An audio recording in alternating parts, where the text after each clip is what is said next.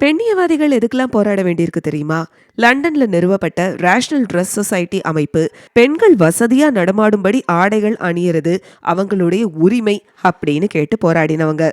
பெண்களுக்கு வாக்குரிமை கேட்டு சஃப்ரகெட் இயக்கம் பெண்கள் அணியக்கூடிய ஆடைகள் சமூக மாற்றத்துல முக்கியமான விஷயம் அப்படிங்கறத உணர்ந்திருந்தாங்க.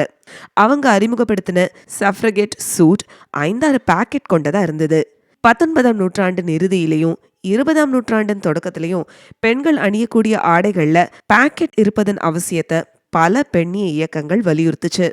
அண்மை கால ஆய்வு ஒண்ணு பெண்கள் அணியிற ஆடைகள்ல உள்ள பாக்கெட்கள் 6.5% அகலம் குறைஞ்சும் 48% நீளம் குறைஞ்சும் இருக்கிறத தெரிவிக்குது.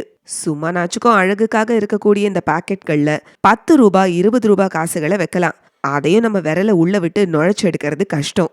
இதனால பெண்கள் எப்பவுமே கையில பைய சுமக்க வேண்டிய நிலைக்கு ஆளாகிறாங்க. இந்த நிலை மேல இப்ப கொஞ்சம் முன்னேற்றம் இருந்தாலும் மொத்தமா மாறலன்னு தான் சொல்லணும். 4ல் 2 பெண்கள் ஆடைகள் சிறிய பாக்கெட்டோட தான் தயாரிக்கப்படுது. இப்பவும் பாக்கெட் சமத்துவமின்மை பெண்ணிய கருத்துக்கள்ல முக்கியமான பேசு பொருளா இருக்கு. பாக்கெட்லாம் ஒரு விஷயமாமா அப்படின்னு நீங்க கேட்கலாம். ஆனா அதுல கூட நமக்கு சமத்துவம் கிடைக்கல அப்படிங்கிறது தானே நிஜம்.